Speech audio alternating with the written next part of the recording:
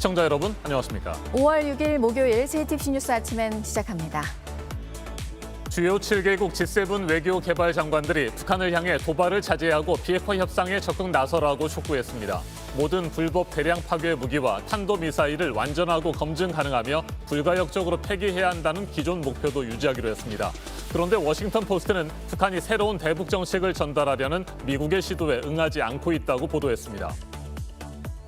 한일 외교장관 회담에서는 처음 만난 두 외교수장이 어색한 분위기 속에 갈등을 빚고 있는 현안들에 대한 대화를 이어갔습니다. 과거사 문제와 일본의 원전 오염수 방류를 두고 입장차를 드러냈는데 두 나라 관계를 발전시켜가자는 데 뜻을 같이 했고 한일 외교당국 사이의 소통을 다시 시작하는 계기가 될 수 있다는 점에서 의미가 있다는 평가도 나옵니다. 오늘 0시 기준 국내 코로나19 신규 확진자 수는 600명 안팎에 이를 것으로 보입니다. 어젯밤 9시까지 전날 같은 시간대에 비해 77명이 적은 555명이 새롭게 확진 판정을 받았습니다. 울산에서는 최근 확진자 10명 가운데 6명꼴로 영국발 변이 바이러스에 감염된 것으로 확인됐습니다. 아프리카 돼지열병이 7개월 만에 국내 농장에서 다시 확인됐습니다. 강원 영월의 농장에서로 인접한 시군 농장에 대해서 검사가 진행되고 있습니다. 경기, 강원 충북의 축산시설 등에는 일시 이동 중지 명령이 내려진 상태입니다. 카카오톡이 어젯밤 2시간 넘게 장애를 일으켰습니다. 많은 이용자들이 큰 불편을 겪었습니다. 자정을 넘겨서 정상화될 때까지 불만이 쏟아졌고 카카오 측은 사과했습니다. 카카오톡에 장애가 발생한 것은 지난해 3월 17일 이후 1년 2개월 만입니다. 자사 제품에 코로나 억제 효과가 있다는 근거 없는 발표로 논란을 일으킨 남양유업에서 회장이 직접 사과를 하고 사퇴 입장을 밝혔지만 구체적인 쇄신 방안은 없었다는 지적이 나오고 있는 가운데 소비자들의 반응도 차갑습니다. 남양과 관련된 모든 제품에 대한 불매 운동이 이어지고 있습니다. 미국과 영국, 프랑스, 독일 등 주요 7개국 G7 외교 개발 장관들이 북한을 향해 도발을 자제하고 비핵화 협상에 적극 나설 것을 촉구하는 공동 성명을 발표했습니다. 유엔 안보리의 제재를 완전히 이행할 것도 함께 요구했습니다. 그러면서 실용적 접근을 강조한 미국 조 바이든 행정부의 새로운 대북 정책에는 지지 의사를 나타냈습니다. 미국이 주도하는 북한에 대한 압박과 대화 제안에 힘을 실어준 겁니다. 네, 이런 가운데 이 새 대북 정책을 북한에 전하려고 미국이 접촉을 하려고 했지만 북한의 반응은 없었다는 보도가 나왔습니다. 미국과 북한 간의 기싸움이 당분간 이어질 것으로 예상이 되는 부분입니다. 워싱턴에서 임종주 특파원이 전해왔습니다. 주요 7개국 외교 개발 장관 회의에서 채택된 공동 성명입니다. 장관들은 북한의 도발을 자제하고 비핵화를 위한 외교적 협상에 나서라고 촉구했습니다. 대량 살상 무기와 탄도미사일 프로그램에 완전하고 검증 가능하며 불가역적 포기라는 기존 목표는 거듭 확인했습니다. 이와 관련해 미국이 노력을 계속할 준비가 됐다고 환영했습니다. 실용적 접근을 강조한 새 대북 정책에 대한 지지 표명입니다. I hope that North Korea will take the opportunity to engage diplomatically and to see if there are ways to move forward toward the objective of complete denuclearization of the Korean Peninsula. 7개국 장관은 또 한반도 긴장의 평화적 해결에 한 목소리를 내고 북한의 남북 대화를 재개하라고 요구했습니다. 북한 내 인권 침해에 대한 심각한 우려도 공동 성명에 함께 적시됐습니다.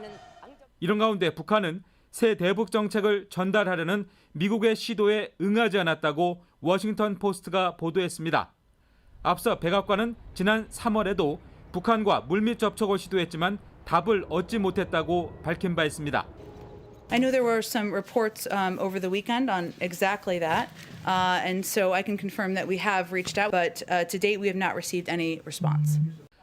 워싱턴 포스트는 미국의 정책이 기본적으로 김정은 위원장의 긍정적 조치를 기다리는 쪽이라며 그러나 조만간 일어날 것 같지는 않다고 전망했습니다.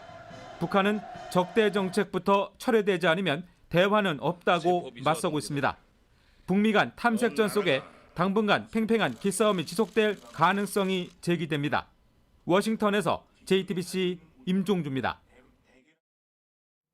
G7 외교 개발 장관 회의가 열린 런던에서 한일 외교 수장들도 1년 3개월 만에 만났습니다. 지난해 9월 스가 내각이 출범한 뒤 처음으로 양국 고위급 회담이 진행됐는데 그동안 모태기 외무상은 정의용 외교부 장관의 전화통화 제안도 사실상 거부해왔습니다.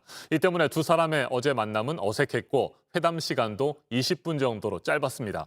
정상적인 외교 소통을 겨우 복원했다는 의미만 있을 뿐 과거사 문제나 후쿠시마 원전 오염수 방류 등에 대한 입장 차이는 조금도 좁혀지지 않았습니다. 이에 앞서 한미일 외교장관 회담도 열렸습니다. 강보들 기자가 보도합니다. 모태기 일본 외무상이 라브 영국 외교장관과 반갑게 인사를 건네며 팔꿈치 인사를 나눕니다. 정의용 외교장관도 라브 장관이나 블링컨 미국 국무장관과는 주먹과 팔꿈치를 맞댔습니다. 하지만 정작 정의용, 모태기 두 사람이 만나서는 경색된 양국 관계만큼이나 어색한 모습만 보였습니다. 한일 외교수장이 만난 건 한미일 회담이 있었던 지난해 2월 독일 뮌헨 안보회의 이후 처음이자 지난해 9월 스가 내각 출범이나 지난 2월 정 장관 취임 이후로도 처음입니다. 20분간의 회담에서 양측은 갈등을 빚는 현안에 대한 입장을 나눴습니다.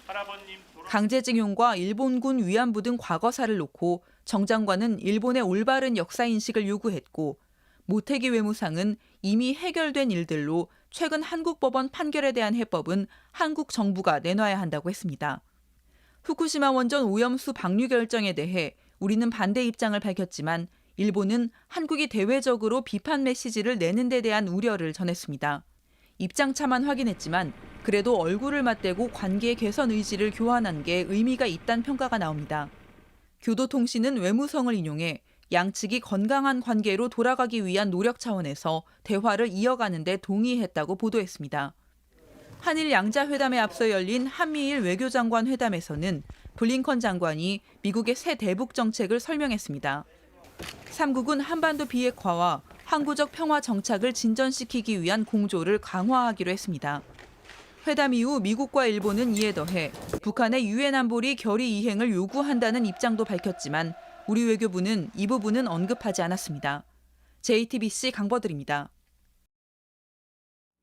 오늘 0시 기준 국내 코로나19 신규 확진자 수는 600명 안팎에 이를 것으로 보입니다. 어젯밤 9시까지 555명이 새롭게 확진 판정을 받았습니다. 주 초반 500명 안팎에 이르던 신규 감염자 수가 주 중반으로 가면서 600명, 700명대로 크게 늘어나는 상황이 어김없이 반복되고 있습니다. 해외에서 유입된 변이 바이러스의 전파 속도는 갈수록 빨라지고 기세는 매우 위협적입니다. 특히 울산 지역에서는 최근 확진자 10명 가운데 6명꼴로 영국발 변이 바이러스에 감염된 것으로 확인됐습니다. 이에 따라 울산시는 어제부터 다중 이용시설에서 일하는 사람들에게 모두 코로나19 검사를 받으라고 당부했습니다. 배승주 기자입니다. 울산 태화강변공원입니다. 선별진료소가 사라졌습니다. 하루 종일 긴 줄이 이어지고 있습니다. 뒤에 거리두기 좀 떨어지세요. 시민들은 혹시나 하는 불안한 마음에 긴 줄을 마다하지 않습니다. 같이 일하는 사람이 최근에 밥을 먹다가 그 옆에 테이블에 이제 확진자 나와가지고 혹시 몰라서 검사하는 게 나와서 왔어요. 울산에선 최근 학교와 유흥주점, 회사 등에서 잇따라 집단 발생이 나타났습니다. 지난달에는 무려 772명이 확진됐습니다. 3월의 5배, 2월보다는 10배에 이릅니다. 지난해 전체 확진자 716명도 넘어섰습니다. 이달에는 닷새 만에 141명이 감염됐습니다. 미안하죠. 어디 놀이동산이라든지 애기 좋아하는 곳에 가면 좋은데 또 확진자도 많고 하다 보니까 어디 사람 많은 데 가지도 못하고. 특히 영국발 변이 바이러스가 심상치 않습니다. 최근 6주간 확진자 검체를 검사한 결과 10명 가운데 6명에게 변이 바이러스가 나왔습니다. 현재까지 울산에서 영국발 변이 바이러스 검출자는 모두 76명으로 나타났습니다. 불안한 마음이 너무 크니까 다 같이 나왔는데 그래도 검사 받고 나니까 조금 불안한 게 덜한 것 같기도 하고. 급기야 울산시는 콜센터와 유흥시설 등 다중이용시설 종사자에 대해 오는 14일까지 선제 검사를 공고하는 행정조치를 발령했습니다. 우리는 현재 최대 위기 상황에 처해 있습니다. 영국 변이 바이러스는 지금 잡지 못한다면 4차 유행으로 진행을 막을 수가 없습니다. 시는 5월 가정의 달이 추가 확산의 도화선이 될 수 있다며 가족 친지 모임을 자제해달라고 당부했습니다. JTBC 배승주입니다. 이처럼 코로나19 확산세가 이어지고 있는 상황에서도 방역 지침을 어기고 불법 영업을 하는 유흥주점들이 좀처럼 사라지지 않고 있습니다. 이틀 전 서울의 한 유흥주점 출입문을 경찰과 구청 단속반이 망치로 부수고 들어갔는데 그 안에서 53명이 술판을 벌이고 있었습니다. 이미 한 차례 단속에 걸린 적이 있는데도 불법 영업을 계속했습니다. 김태영 기자가 취재했습니다. 죄송합니다. 여기 계신 분들 그대로 가만히 계시면 방 하나씩 들어가세요. 지난 4일 밤 10시쯤 경찰과 구청 단속반이 큰 망치로 닫힌 문을 부수고 주점으로 들이닥칩니다. 단속을 막으려는 주점 관계자와 몸싸움도 벌어집니다. 이렇게 하면 공문집행방 혐의 뭐 실합니다. 테이블마다 술과 안주가 놓여있고 손님과 종업원들은 다닥다닥 붙어 앉아 있습니다. 여기 모이면 안 되는 곳입니다. 서울 서초구에 있는 이 술집은 지난 1일에도 집합금지 명령을 어긴 혐의로 단속됐지만 불법 영업을 계속해온 것으로 드러났습니다. 사전에 예약한 손님만 받는 이른바 회원제 형태로 몰래 영업을 해온 겁니다. 이날 경찰은 손님과 직원 등 53명을 감염병 예방법 위반 혐의로 적발했습니다. 단속 과정에서 경찰관에게 욕설을 하고 폭행한 손님 1명은 공무집행 방해 혐의로 현장에서 체포됐습니다. 주변 상인들도 이 술집에 사람들이 들락거리는 모습을 자주 목격했다고 말합니다. 밤 10시 이후에 유흥업소 손님분들이 계속 왔다 갔다 하는 걸 제가 목격했습니다. 한 분 한 분씩 나와서 맘보는 분도 계시고. 경찰은 지난 2일까지 한 달 동안 집중 단속에 나서 감염병 예방법과 식품위생법, 성매매 처벌법 위반 등 600여 건을 적발했습니다. 서초구청은 적발된 손님과 업주, 종업원에게 과태료 처분을 내리기로 했습니다. JTBC 김태영입니다. 국내 돼지 농장에서 7개월 만에 아프리카 돼지열병이 다시 발생했습니다. 강원도 영월의 한 농장에서 어제 흑돼지 2마리가 확진 판정을 받았습니다. 이 농장에서 사육되던 돼지 400마리 이상이 살처분됐습니다. 돼지열병 확산을 막기 위해서 경기도와 강원도, 충북 지역 축산 차량에 대해서는 이동 중지 명령이 내려졌습니다. 이재승 기자가 보도합니다. 강원도 영월의 돼지 농장에 굴착기가 등장했습니다. 커다랗게 만들어진 구덩이 바닥엔 방수 비닐이 깔립니다.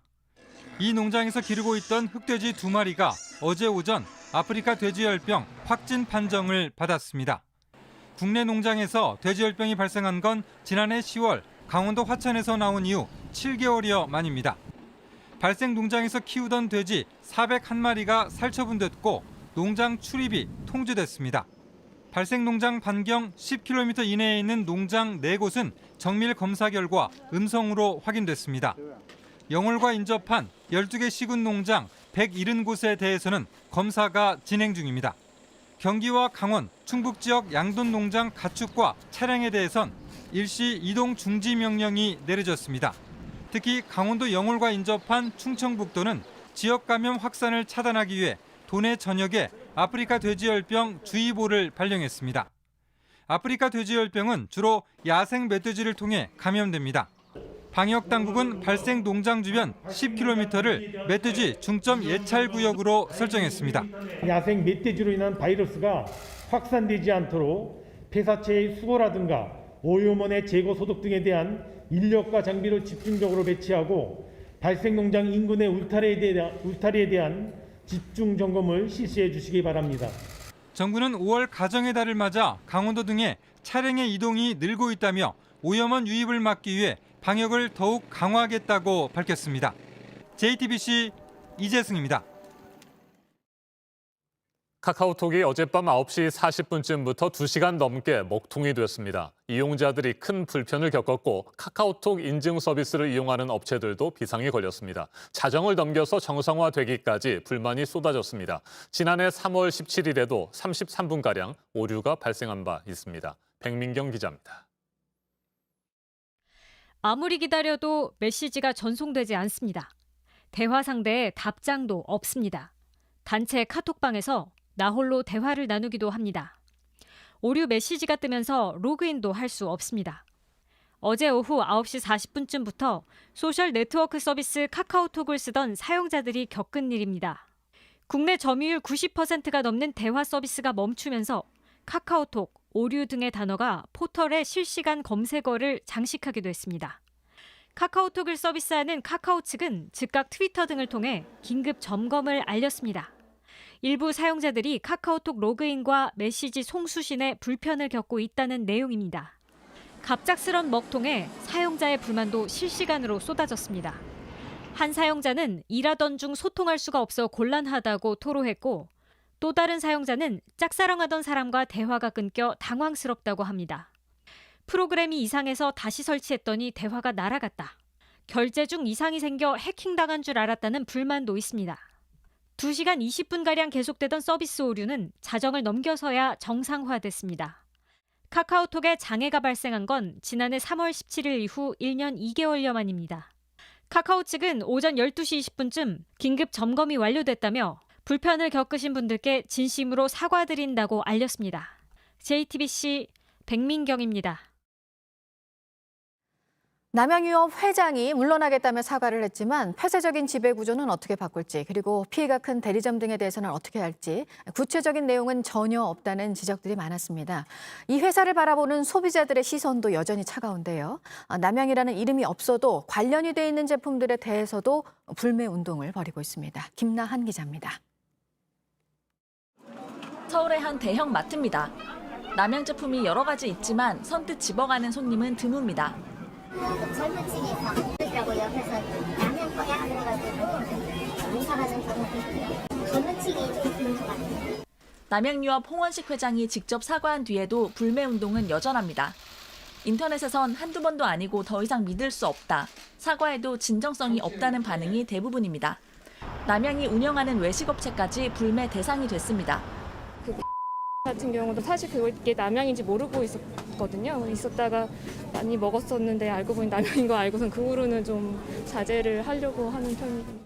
얼핏 보면 남양 제품인 줄 알기 힘든 숨은 남양 불매 리스트도 돕니다. 대형마트 자체 브랜드 제품이라 샀는데 알고 보니 남양 공장에서 제조했더라며 불매 대상에 넣으라고 인증사진까지 공유합니다. 남양유업이 100% 지분을 가진 자회사 공장에서 제조한 제품도 불매 대상에 올랐습니다. 2019년 회사 이름에서 남양이라는 글자를 뺐지만 소비자들이 찾아낸 겁니다. JTBC 김나한입니다. 이용구 법무부 차관이 술에 취해 택시기사를 폭행했는데 경찰이 입건하지 않고 내사로 마무리했다는 의혹. 하지만 5달째 수사 결론이 나오지 않고 있는 상황입니다. 경찰, 검찰 모두에서 그런데요. 소환 조사도 아직까지 없었습니다. 그 배경을 두고 또 여러 얘기가 나옵니다. 박병현 기자입니다. 이용구 법무부 차관 폭행 의혹 사건을 수사 중인 서울경찰청은 아직 기소나 불기소 의견이 결정된 게 없다고 밝혔습니다. 경찰이 이달 안에 증거인멸 교사 혐의를 적용해 이 차관을 검찰에 넘긴다는 언론 보도가 나오자 공식 입장을 낸 겁니다. 지난해 11월 이용구 차관이 술에 취해 택시기사를 폭행한 사건을 경찰이 내사로 마무리하며 봐주기 의혹이 불거졌습니다. 서울청은 자체 진상조사단을 꾸려 이 차관이 택시기사 폭행 장면이 촬영된 택시 블랙박스를 지우라고 시켰다는 의혹을 수사하기 시작했습니다. 하지만 5개월째 수사 결론은 나지 않고 있습니다. 언론은 이 차관의 휴대전화를 압수해 통화 내용을 분석하고 있다고 밝히고 있습니다. 서울청 관계자는 일하는 입장에선 정권 눈치 보기란 절대 없다며 공개할 수 없을 뿐이지 수사는 이뤄지고 있다고 입장을 밝혔습니다. 검찰에서도 이 차관이 택시 운전기사를 폭행한 특가법상 폭행 혐의에 대해 수사가 진행 중입니다. 지난해 12월 서울중앙지검에 사건을 배당하고 올해 1월엔 서초경찰서도 압수수색했습니다. 사건을 맡았던 당시 서초경찰서 관련자들도 불러 조사를 마친 것으로 파악됐습니다. 하지만 검찰도 아직 수사 결론을 내리지 않고 있습니다. 특히 검찰과 경찰 모두 아직까지 당사자인 이 차관을 소환 조사하지 않았습니다. JTBC 박병현입니다.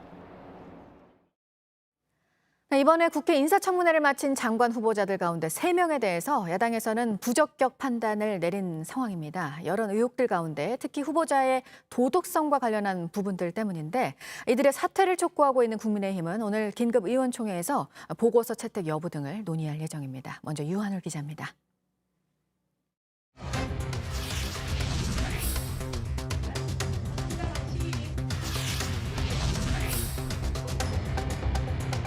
공직자로서 국민들의 눈높이에 맞춰 사리 깊게 행동하지 못했다는 반성과 함께 송구하다는 말씀을 돌이켜보면 정말 사리 깊지 못한 그런 행동이라고 생각을 하고요.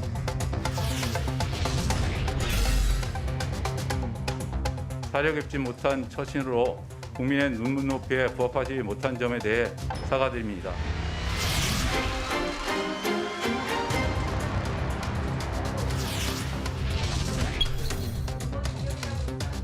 가족 동반 해외 출장 문제에 대해서 묻겠습니다. 사려 깊지 못한 면이 있었다고 생각합니다. 공동 연구자 간에는 표절이라는 단어가 성립하지 않는 것으로 생각하고 있습니다. 결국 야당은 청문회 무용론을 꺼내들었습니다. 공직자로서의 자질 검증도 빠듯한데 후보자들의 사과나 듣자고 허비되는 청문회야말로 부끄럽고 국민께 죄송한 일입니다. 국민의힘은 임혜숙, 박준영, 노형욱 후보자에 대해 부적격 판단을 내리고 사퇴를 촉구하고 있습니다. 정의당에서도 임 후보자와 박 후보자에 대해 부정적인 기류가 강합니다. 청와대가 임기 말 정책 성과를 위해 전문가들을 내각에 기용하려다 도덕성 부족에 발목을 잡혔다는 지적이 나옵니다. JTBC 유한울입니다. 청문 보고서를 채택하는 건 여당 단독으로도 할 수 있습니다. 이후 이번에도 야당의 동의 없이 임명을 강행할지 문재인 대통령은 고민을 해야 할 상황인데요. 이어서 이희정 기자가 보도합니다. 임혜숙 과기부 장관 후보자의 논문 내조 논란을 방어하기 위해 민주당은 퀴리 부인까지 소환했습니다. 남편과의 연구 실적들 이런 것들을 인정받지 못한다면 저희가 마리 퀴리 부인 살아계셔서 우리나라 과기부 장관으로 임명하려면 이거 탈락입니다. 임 후보자를 포함해 도덕성이 도마에 오른 장관 후보자들에 대한 당의 공식 입장도 장관직을 못할 만큼의 흠결은 아니지 않느냐는 겁니다. 하지만 당 내부적으로는 신중한 기류가 읽힙니다. 핵심 당직자는 JTBC에 대통령의 고민이 깊어질 것이라면서 임기 말 장관 후보를 찾기 쉽지 않아 당도 고심이 깊다고 말했습니다. 모든 상임위원회에서 여당 의원이 과반을 차지하고 있기 때문에 청문 보고서 채택은 단독으로도 충분히 가능은 한 상황. 그렇지만 이대로 밀어붙이자니 여론이 걱정되고 한 명이라도 사퇴를 시키자니 마땅한 대타를 찾을 수 있을지 걱정인 게 여당 내부 기류인 겁니다. 특히 이번에도 문재인 대통령이 임명을 밀어붙이면 야당 동의 없이 임명하는 30번째 장관급 인사가 나오게 됩니다. 이 때문에 청와대도 말을 아끼는 가운데 일부 의혹이 국민 정서를 건드리는 측면이 있어 걱정스럽다는 얘기도 나옵니다. 이런 가운데 야당은 물론 여당에서도 청와대 인사 라인의 검증 시스템에 대한 회의적인 반응이 나옵니다. 문재인 정부의 인사 7대 원칙에 어긋나는 인사들이 자꾸 발탁되면서 인사검증 시스템이 제대로 작동되는지 의문스럽다는 지적이 이어지는 겁니다. JTBC 이희정입니다. 이번에는 오늘 아침 체크해봐야 할 뉴스들을 분야별로 살펴보겠습니다. 먼저 정치 분야입니다. 대권 행보에 시동을 건 정세균 전 국무총리가 더불어민주당 대선 주자들을 잇따라 만나고 있습니다. 어제 이광재 의원과 아침 식사를 함께했고 오늘은 김두관 의원을 만납니다. 정권 재창출에 대한 위기감이 커진 상황에서 민주당 대선 주자들끼리 분열하지 말고 결속을 다지자는 취지로 전해졌습니다. 김기현 국민의힘 대표 권한대행이 당선 이후 첫 번째 지방 현장 일정으로 내일 광주를 찾아 5.18 민주묘지에 참배합니다. 그리고 오는 10일에는 국민의힘 초선 의원들도 광주를 방문할 예정인데 내년 3월 대선을 앞두고 국민의힘이 본격적인 호남 민심 끌어안기에 나섰다는 분석입니다. 최근 정치 활동을 재개한 황교안 전 미래통합당 대표에 대해 국민의힘 내부에서 비판의 목소리가 나왔습니다. 권성동 의원은 황 전 대표가 꿈을 버린 줄 알았는데 여전히 대권 도전 의지가 있는 것 같다며 민심과 유리된 분으로 지금 복귀할 명분이나 국민적 요구가 있는 상황이 아니라고 지적했습니다. 지난해 우리 경제는 세계 3위인 제조업이 버팀목 역할을 하면서 성장률이 방어가 됐다는 분석이 나왔는데요. 산업연구원의 보고서 내용으로 유엔 산업개발기구가 지난해 7월에 낸 제조업 경쟁력 지수에서 우리나라가 독일과 중국에 이어서 3위였습니다. 코로나 때문에 어려운 상황이었지만 한국은 이 같은 경쟁력을 바탕으로 수출을 빠르게 늘렸다고 전했습니다. 가상화폐 관련 펀드에 정부와 공공기관이 500억 원가량을 투자한 것으로 나타났는데요. 중소벤처기업부와 KDB 산업은행 등이 지난 2017년부터 최근까지 4년여 동안 투자한 금액입니다. 관련 자료를 제출받은 국민의힘 윤창현 의원은 가상화폐가 도박이라면서 정부 등은 투자를 하는 모순이 반복되고 있다고 지적했습니다.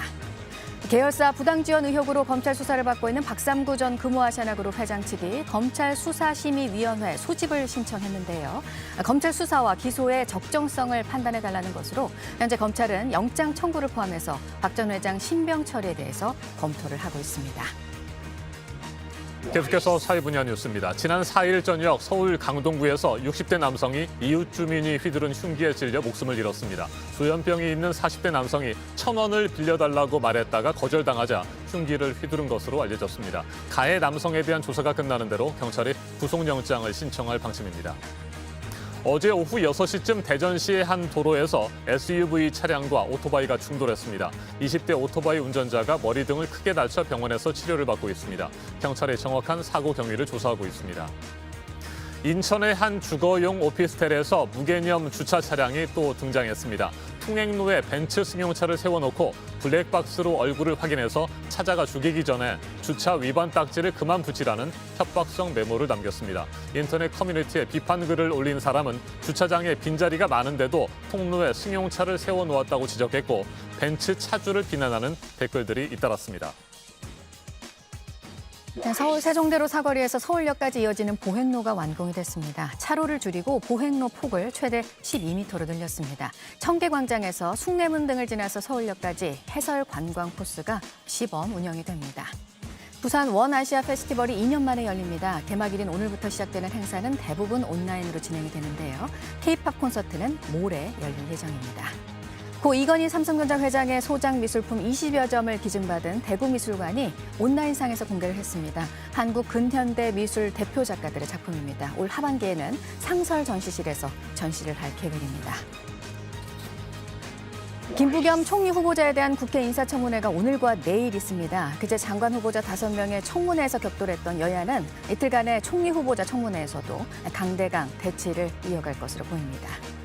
70세에서 74세까지 아스트라제네카 백신 접종을 위한 사전 예약을 오늘부터 할 수 있습니다. 다음 달 3일까지 예약할 수 있는데요. 접종은 오는 27일부터 진행이 될 예정입니다. 택배노조가 오늘 전 조합원을 대상으로 총파업에 들어갈지를 묻는 투표를 합니다. 택배 차량을 지상으로 다니지 못하게 한 아파트를 둘러싸고 갈등을 빚으면서입니다.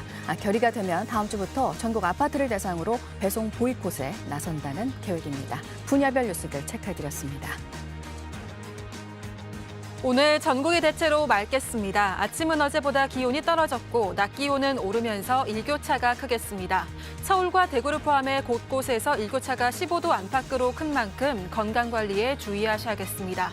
대기는 어제 몽골에서 발원한 황사의 영향을 받겠습니다. 수도권과 충남, 전북에서는 오전에 미세먼지 농도 나쁨 수준으로 올라가겠습니다. 내일은 아침부터 낮 사이 비 소식이 있습니다. 수도권과 강원 영서에 5에서 10mm, 충청도와 경북에 5mm 미만의 비가 내리겠습니다. 현재 기온은 서울 9도, 대전과 광주 8도, 대구 9도로 어제보다 2도에서 11도가량 낮습니다. 낮 최고 기온은 서울 23도, 대전 24도, 광주와 대구 25도로 대체로 어제보다 2도에서 5도가량 높겠습니다.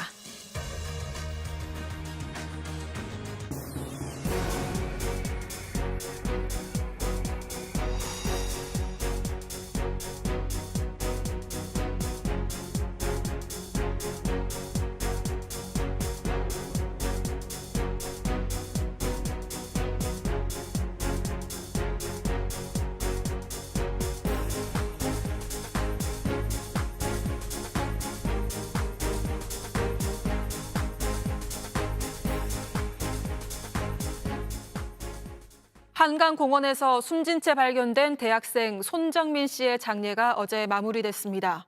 가족과 친구들이 손 씨에게 보내는 편지를 읽었고 시민들도 함께 추모했습니다. 경찰은 어제도 한강에서 함께 있던 친구의 휴대전화를 수색하는 등 수사를 이어가고 있습니다. 이자연 기자입니다. 그런 걸 얻으려고 한 게 하나도 없기 때문에 난 늘 널 선물이라고 생각했어. 아버지는 아들의 영정사진을 바라보며 고개를 떨굽니다.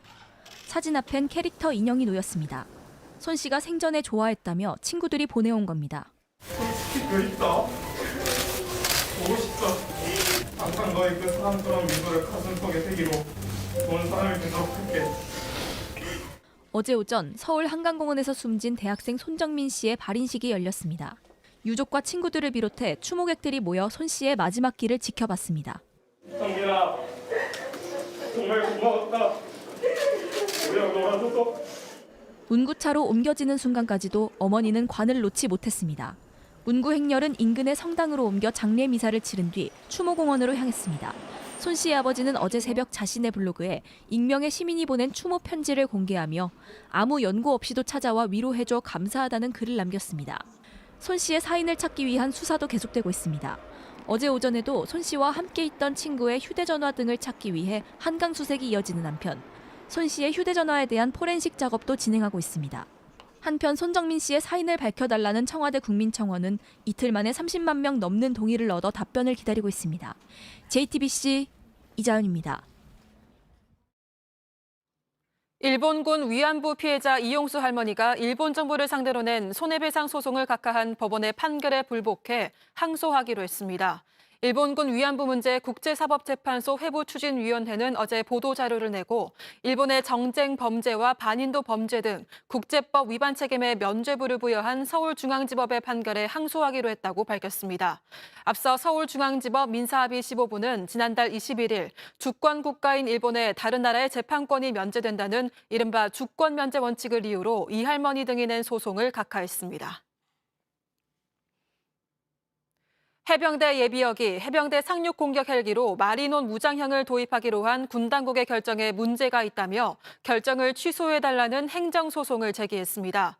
해병대 예비역 김현진 씨는 해병대 사령부의 반대에도 마리논을 선정한 것은 방위력 개선 사업 추진 과정에서 관계부처의 의견을 필수적으로 반영하도록 한 방위사업법에 어긋난다고 주장했습니다. 김 씨는 해병대 사령부가 상급기관의 처분에 불복해 행정소송을 내면 자칫 항명으로 받아들여질 여지가 있어서 소송을 제기하게 됐다고 설명했습니다. 롯데백화점이 서울 소공동 본점 식품관에서 코로나19 확진자가 잇따라 나오자 오늘 하루 본점 영업을 하지 않겠다고 밝혔습니다. 휴점 일에는 방역과 소독이 이뤄지고 협력업체 직원을 포함한 본점 근무자 3,700명 전원이 코로나19 검사를 받습니다. 중앙재난안전대책본부는 지난달 25일부터 이달 2일까지 해당 매장을 방문한 사람은 가까운 보건소에서 코로나19 검사를 받아달라고 당부했습니다.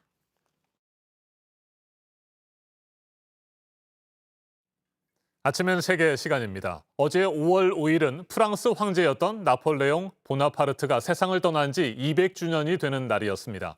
프랑스에서는 나폴레옹을 어떤 인물로 기억하고 어떻게 평가해야 할지를 놓고 새삼 뜨거운 논쟁이 펼쳐지고 있습니다. 프랑스 파리 앵발리드 군사박물관에 있는 나폴레옹 묘역에서 어제 서거 200주년 추모 행사가 열렸습니다. 나폴레옹은 1804년 프랑스 황제로 즉위했습니다. 이후 수많은 정복 전쟁을 통해 프랑스를 유럽에서 가장 강력한 제국으로 만들었습니다. 이 때문에 국민적인 영웅으로 추앙을 받았습니다. 하지만 1900년대 들어서면서 좌파 진영을 중심으로 나폴레옹에 대한 평가가 달라지기 시작했습니다. 무리한 전쟁으로 프랑스 국민 600만 명을 희생시킨 전쟁 광이라는 비판이 나왔습니다. 1794년 프랑스 대혁명 당시 폐지됐던 노예제를 되살린 것도 나폴레옹이었습니다. 지금도 프랑스에서는 나폴레옹에 대한 평가가 극명하게 엇갈리고 있습니다. 프랑스 시민의 말 직접 들어보시겠습니다. C'est à mi-chemin entre une grande personnalité politique française et aussi un dictateur, dans le sens où il a fait de grandes avancées, par exemple le code civil ou des choses comme ça, mais d'un autre côté, il a quand même, après la Révolution, réduit un peu les espérances en fait des gens. 에마뉴엘 마크롱 프랑스 대통령은 나폴레옹 서거 200주년 추모 행사에 참석했습니다.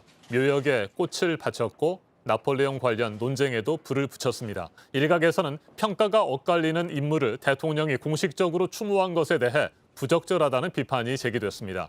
하지만 마크롱 대통령은 단지 역사를 직시하겠다는 것이라며 나폴레옹을 일방적으로 찬양하거나 저평가하는 것은 적절하지 않다고 강조했습니다. 마크롱 대통령의 추모 연설도 들어보시겠습니다.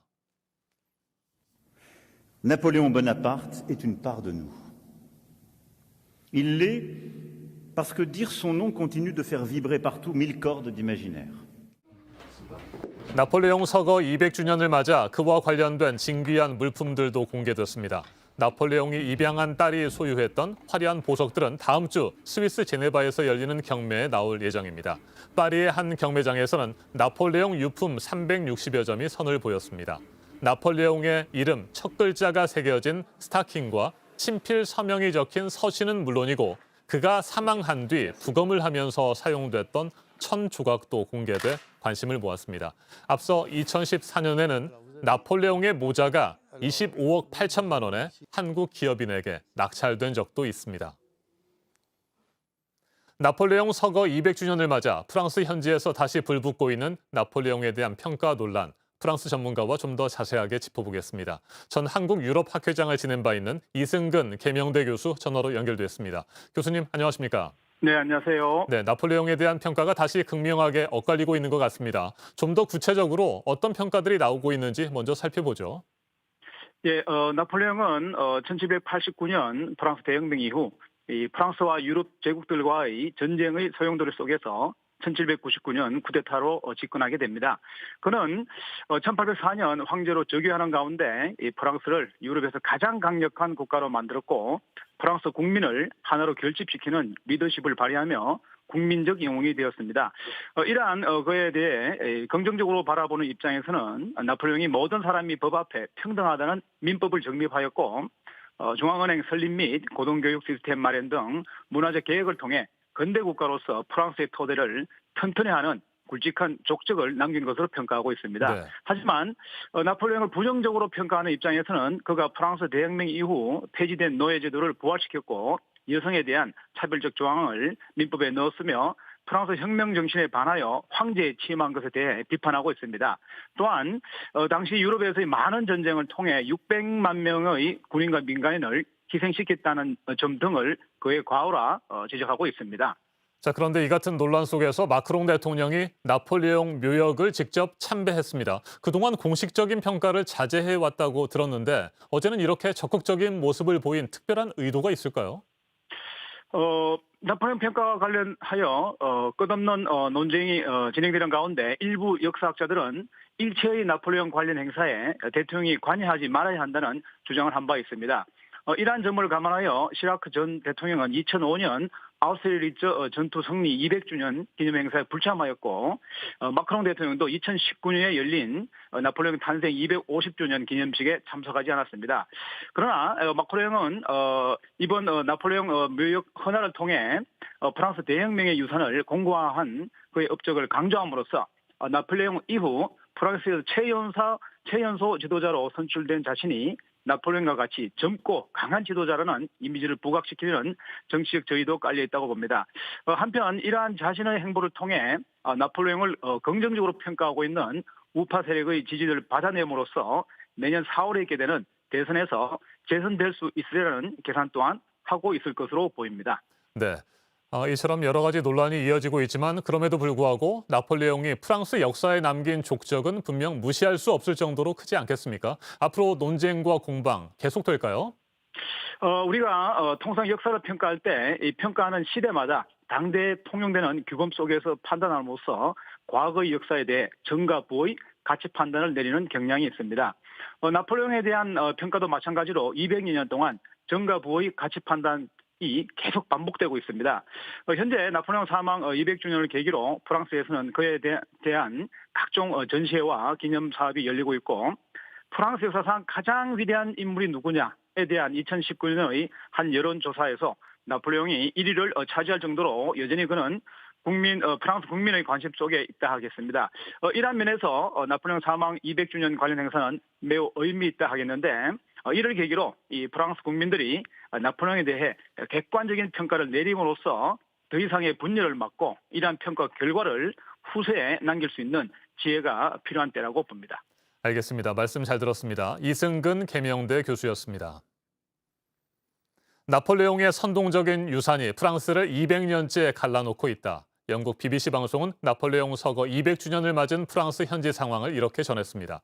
그리고 미국의 일간지 뉴욕타임즈는 마크롱 프랑스 대통령의 나폴레옹 묘역 헌화 소식을 보도하면서 마크롱 대통령이 프랑스 문화 전쟁의 중심으로 들어섰다고 평가했습니다. 지금까지 아침 현세계였습니다.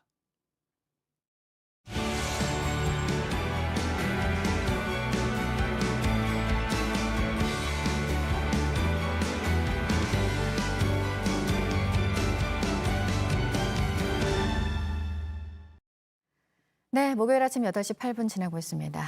남는 백신이 쌓여간다는 이 미국을 두고 국제사회에서 역할을 해야 하지 않겠냐는 목소리가 미국 안팎에서 커지고 있고요. 그래서 전 세계 백신 생산을 늘리기 위해서 특허권을 일시적으로 포기하는 방안이 논의는 되고 있는데 아직 논의 단계입니다. 바이든 대통령의 지지 입장까지 나온 상황이긴 한데요. 보도국 연결해서 알아보겠습니다. 박지훈 기자, 결정된 건 아직 없고 시간이 좀 걸릴 것으로 보인다고요? 네, 바이든 대통령이 현지 시간 5일 백악관에서 연설을 마친 뒤에 코로나 백신 지식재산권 면제에 동의하냐는 질문을 받았습니다. 이에 대해서 바이든 대통령은 그렇다고 답했습니다. 이와 관련해 WHO 사무총장은 미국이 지혜로운 리더십을 보여주었다면서 환영했습니다. 한편 대통령 직속 무역 대표부의 캐서린 타이 대표는 최근에 백신 제조사와 만나 관련 논의를 한 걸로 파악되었습니다. 또한 지식재산권 규정 적용 여부를 놓고 WTO와도 논의를 할 것으로 전해집니다. 하지만 일부 선진국들이 자국의 제약사를 의식해서 반대할 가능성도 남아 있습니다. 이 때문에 국제적인 합의에 도달하는 데 시간이 걸릴 수 있다는 전망도 나옵니다.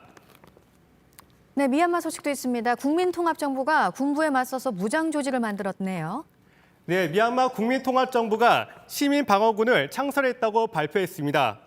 그러면서 시민방어군의 조직은 연방군 창설로 이어질 것이라고 강조했습니다. 통합정부 측은 시민방어군의 조직과 무장 방법에 대해서 구체적으로 밝히지 않았습니다.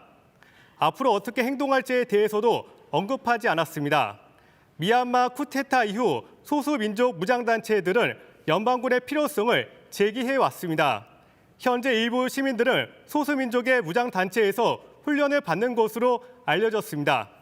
소수민족의 지도자들이 국민통합정부 요직에 대거 진출돼 있습니다. 네, 트럼프 전 미국 대통령의 이 페이스북 계정은 폐쇄된 상태가 더 이어지게 됐습니다. 트럼프 전 대통령이 블로그를 개설을 했네요. 네, 페이스북 감독위원회가 선거 과정에서 트럼프 대통령이 근거 없는 말을 퍼뜨렸다면서 계정 중지는 정당하다고 밝혔습니다. 하지만 무기한 정지 조치가 적절해 보이지 않는다면서 다른 사용자에게 적용되는 규칙도 고려해서 6개월 이내에 적절한 벌칙을 결정하라고 권고했습니다. 앞서 페이스북은 지난 1월 6일 트럼프의 계정을 무기한 정지시켰습니다. 이후 페이스북은 최종 결정을 독립적인 감독위원회가 검토하도록 의뢰했습니다. 이런 가운데 현지 시간 4일 트럼프 전 대통령의 공식 홈페이지에서 도널드 트럼프의 책상에서라는 블로그가 개설되었습니다. 이에 대해서 백악관은 소셜미디어가 허위 정보를 증폭시키는 것을 중단돼야 한다는 입장을 내놓았습니다. 지금까지 아침에 지금 JTBC 박지훈입니다. 네, 요즘 가상화폐 시장을 보면 대표적인 주요 가상화폐들 값은 주춤하고 이른바 대체 코인들 값이 폭등하고 있는 모습입니다. 테슬라 CEO 머스크를 포함한 유명인들이 분위기를 띄운 것도 영향을 미치고 있는데요. 별다른 재료도 없이 투자자들이 몰리고 있습니다. 김서연 기자입니다. 도지코인이 올라서 떨린다. 이더리움에 올인했다. 가상화폐 투자자가 모인 인터넷 카페에 올라온 글들입니다. 도지코인은 어제 하루 동안만 30% 넘게 올랐습니다. 블록체인 기술력이 떨어지는데도 비트코인, 이더리움 등에 이어 시가총액이 4번째로 많은 가상화폐가 됐습니다. 한풀 꺾였던 도지코인 값에 불을 붙인 건 일론 머스크 테슬라 CEO였습니다. 지난달 28일 트위터에서 도지코인을 언급하면서 다시 급등세를 탔습니다. 스스로 도지 파더를 자처하며 이달 8일 미국 유명 코미디 쇼 SNL에 출연한다고 썼습니다. 이더리움도 넉 달 만에 5배 가까이 뛰었습니다. 이더리움은 가상화폐 투자자 사이에서 기술력이 비트코인 못지않다는 평가를 받습니다. 어플리케이션이 될 수 있는 것들이 훨씬 더 많으니까 비트코인보다 코인 활성화가 되게 많이 되면은 이게 더 성장 가능성이 높다라고 보고 있어가지고. 하지만 전문가들은 최근 이더리움이나 도지코인 값이 오른 가장 큰 이유는 비싼 비트코인의 대체재로 찾는 이들이 많기 때문이라고 봅니다.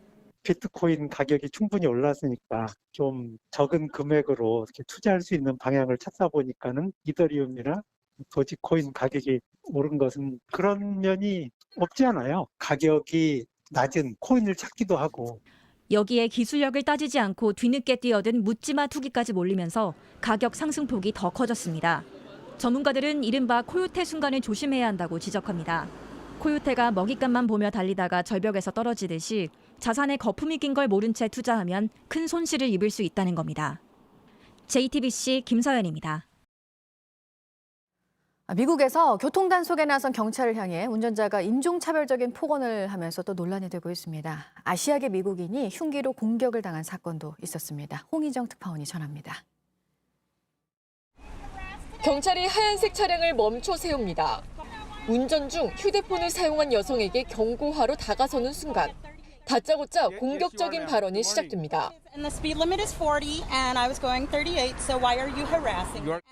경찰의 말도 중간에 끊어버립니다. 무턱대고 말끝마다 살인자라며 쏘아붙입니다. I wasn't texting or none of that. And you scared me and made me think you were going to murder me. 무조건 잘못이 없다고 잡아댑니다. And I'm perfectly legal and I'm a teacher. So there. Congratulations. You're a murderer. 유색인종 경찰을 향해 인종차별적 발언도 서슴지 않았습니다. For him being a Mexican racist, what is that name? It's on the Gasso. citation, ma'am. Here you go, Mexican racist. You're always going to be a Mexican. You'll never be white. You know that, right? LA 보안당국은 인내심을 가지고 잘 대처한 사례라고 평가했습니다. 샌프란시스코에서는 아시아계 여성 2명이 흉기에 찔리는 사건이 발생했습니다. 괴한이 버스 정류장에서 여성들에게 접근해 흉기를 휘둘렀습니다. It was a pretty big knife, and all I see is the feathers came out of her jacket. So I'm very sure that she got sliced. 경찰은 50대 용의자를 체포해 수사 중입니다. 로스앤젤레스에서 JTBC 홍희정입니다. 한 미술관에서 전시물에 아이가 올라갔는데 이 작품이 한국화 거장의 작품이었습니다. 안전선이 없이 전시가 된 상태였고 아이 아버지는 몰랐다면서 사과를 했는데요. 작가도 선처해달라고 했습니다. 백민경 기자입니다. 10살 남짓한 남자아이가 전시실에 들어옵니다. 길게 늘어뜨린 작품이 신기한지 다가와 작품에 올라탑니다. 손으로 까만 글자를 만지기도 하고 마법의 양탄자인 양 무릎을 찢기도 합니다. 그러다 못해 작품 위에 벌렁 눕기까지 합니다.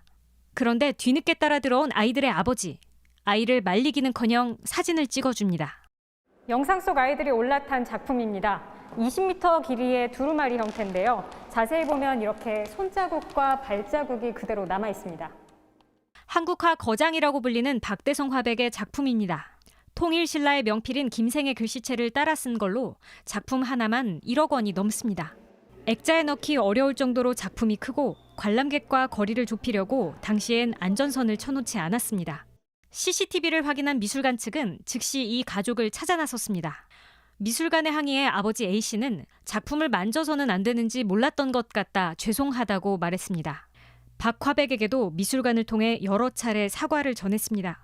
박화백은 어린이들이 악의 없이 한 행동인 만큼 선처해달라는 입장을 밝혔습니다. 그래, 그게 애들이지 뭐 그래. 당연히 우리 애들도 그러고 애들이란 게 뭘 합니까? 어른이 조심을 안 시켜서 그런 거지. 그래서 더 이상 얘기할 거 없다 그랬어. 작품도 복원하지 않고 그대로 전시하기로 했습니다. 근데 자국이 남아 있어도 이건 그것도 하나 역사니까 놔둬야지. 하나의 역사. 예, 복원도 할 수 있는데 또 그럴 생각은 없습니다. JTBC 백민경입니다. 미국과 영국, 프랑스, 독일 등 주요 7개국 G7 외교 개발 장관들이 미국 조 바이든 행정부의 새로운 대북 정책을 지지했습니다. 북한을 향해서는 도발을 자제하고 비핵화 협상에 적극 나설 것을 촉구하는 공동 성명을 발표했습니다. 그런데 워싱턴 포스트는 북한이 새로운 대북 정책을 전달하려는 미국의 시도에 응하지 않고 있다고 보도했습니다.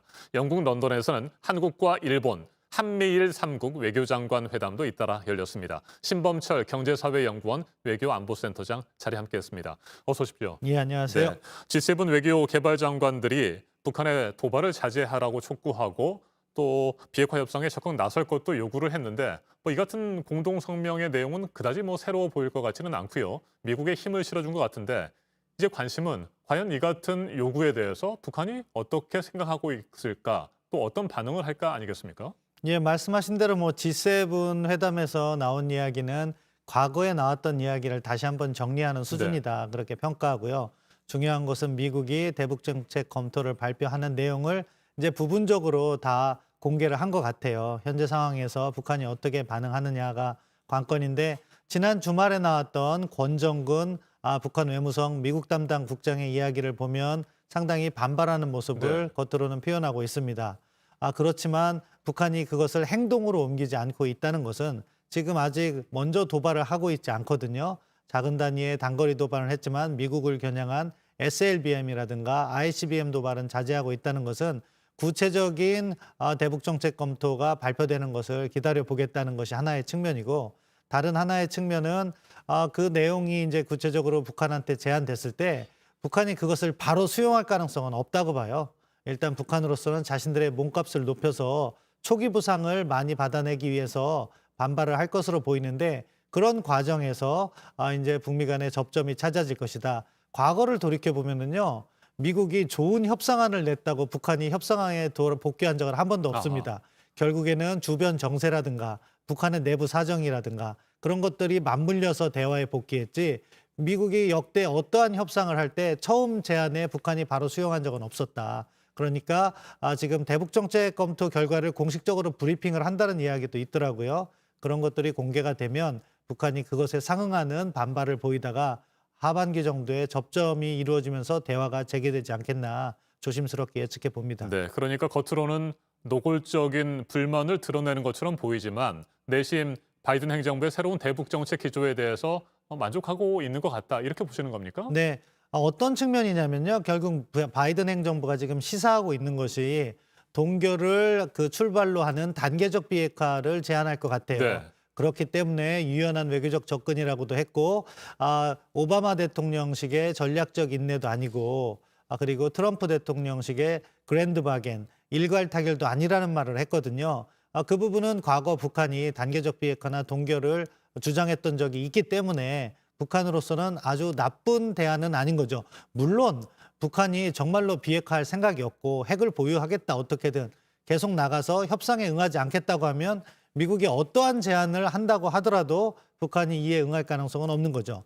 그럼에도 불구하고 북한이 협상의 여지를 남겨둔다면 지금 미국이 구상하고 있는 단계적 비핵화나 동결 거래는 북한에게는 그리 나쁜 거래는 아니라고 봅니다. 네, 그동안 바이든 행정부가 압박이라든지 제재 카드도 동시에 쓸 것이다, 이런 예상이 나왔습니다만 지난 3일 토니 블링컨 미 국무장관의 발언도 들어보면 미국 바이든 행정부의 대북 정책은 외교에 초점이 맞춰져 있다, 이런 건 아니겠습니까? 미국의 지금 보여지는 대응에 대해서는 어떻게 평가하세요? 예, 사실은 강원 양면이 다 포함됐다고 생각합니다. 외교를 강조하고 있지만 북한이 대화에 응하지 않으면 압박도 계속하겠다.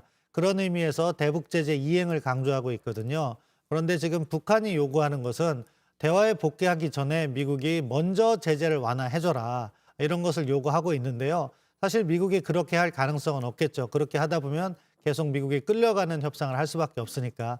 지금 지구촌 반대편에서 개최가 되고 있는 이란 핵 협상도 사실 이란이 먼저 보상을 요구하는데 미국이 응하지 않고 있어요. 네. 그런 식으로 북한과 관련해서도 미국이 먼저 양보하는 일은 없다. 만약에 북한이 그러한 미국의 태도를 이해한다 하더라도 이러한 주장을 계속해서 하는 것은요, 앞서 말씀드린 것처럼 단계적 비핵화는 여러 단계로 협상이 나눠지잖아요.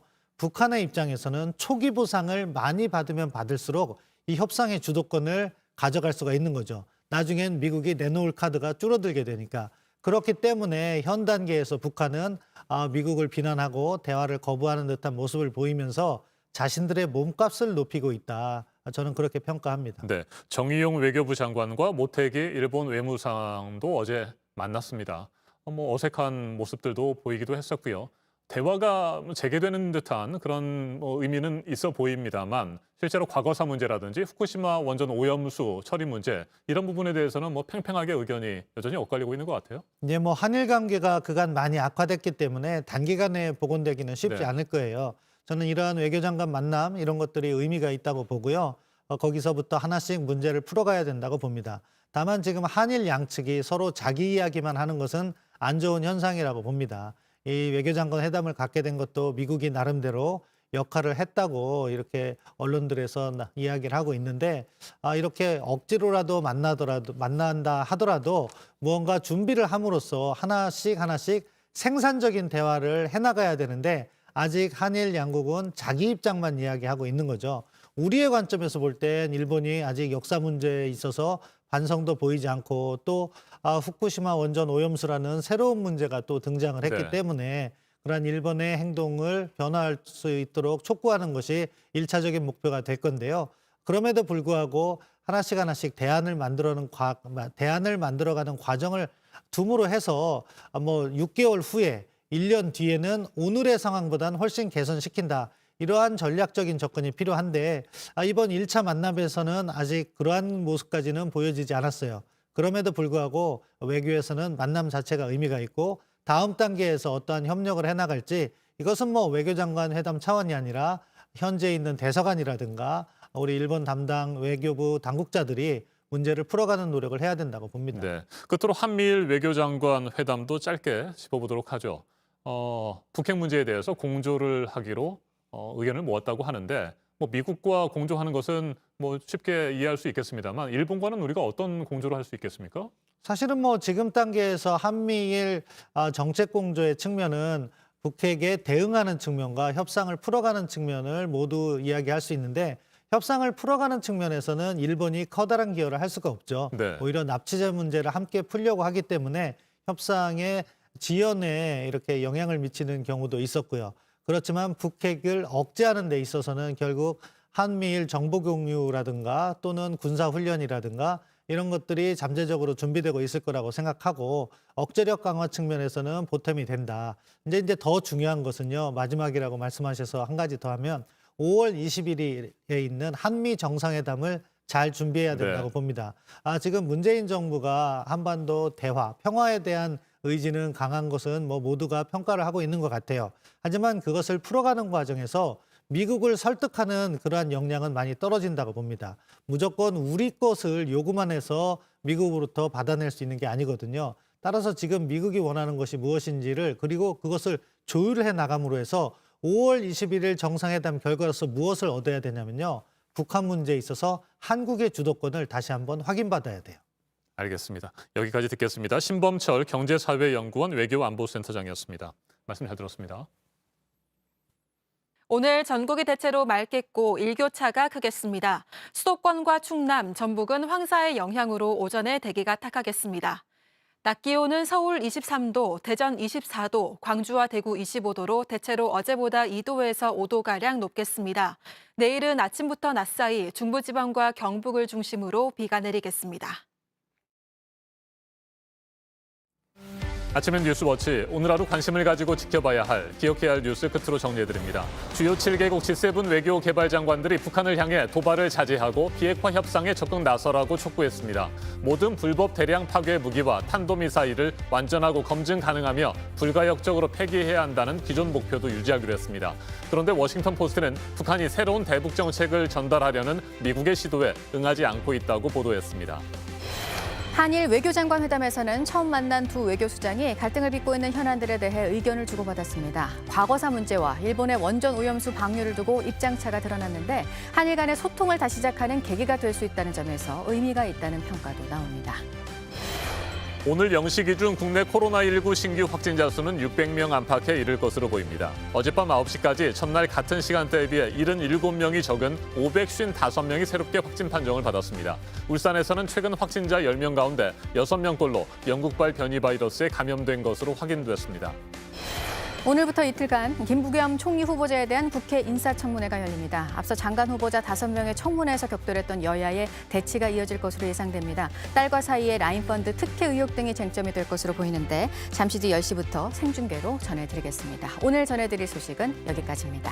이상으로 JTBC 뉴스 아침엔 목요일 순서 모두 마치겠습니다. 건강한 하루 보내시기 바랍니다. 고맙습니다.